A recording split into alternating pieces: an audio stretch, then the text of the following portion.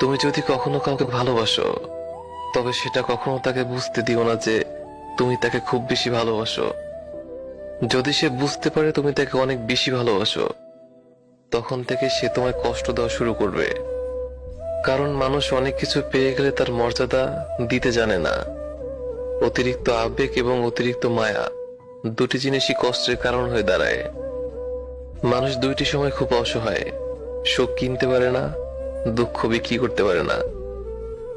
হারিয়ে ফেলার ভয়ে যে মানুষটাকে আমরা বারবার ক্ষমা করে দেই, আসলে সে ক্ষমার অযোগ্য। বিশ্বাস ছাড়া কোনো সম্পর্কই বেশি দিন যায় না, সেটা বন্ধুত্বের সম্পর্ক কিংবা ভালোবাসা। যাদের সাথে কথা বললে আমাদের মন ভালো হয়ে যায়, তারাই আমাদের সব থেকে কম সময় দেয়।